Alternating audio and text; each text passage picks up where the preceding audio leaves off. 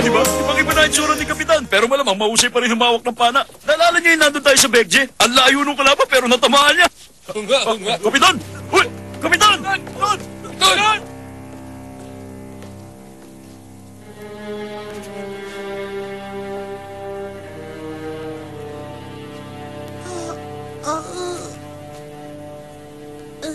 Magandang umaga po sa inyo, Ginoo.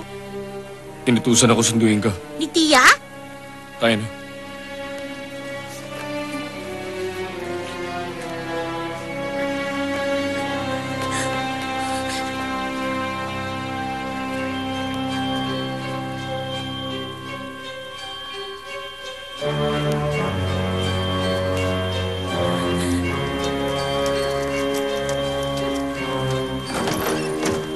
May sumundo po sa bata.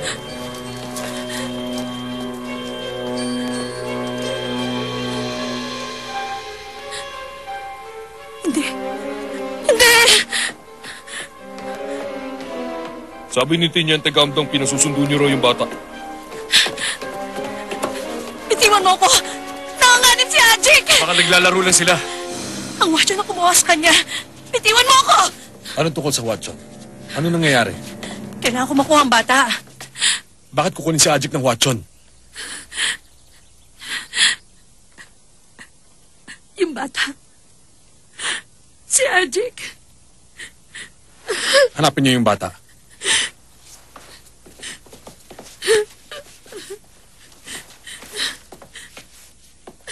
Anong problema? Kamaharap.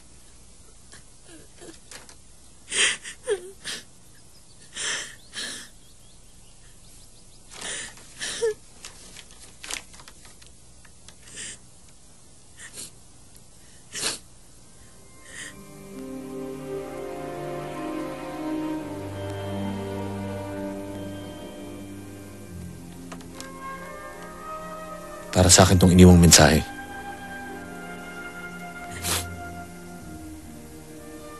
Anak raw yan ng hari ng Jushin.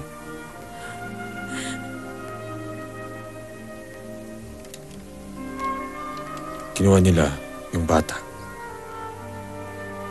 Dahil siya ang anak ng hari ng Jushin. Kung gusto ko siyang mailigtas, kailangan kong pumunta ron.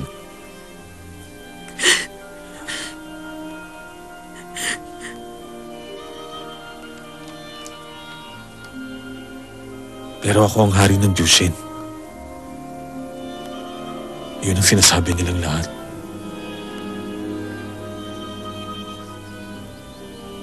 Ano to, Suljini? Natatakot ako na mangyayari to. Kaya sinama ko yung bata. Sabay kaming nagtago at lumayo. Tinatanong kita kung ano ibig sabihin nito.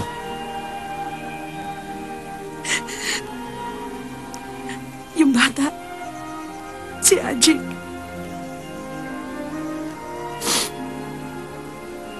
Ang batang si Ajik ay anak mo. Anak mo siya sa kapatid ko.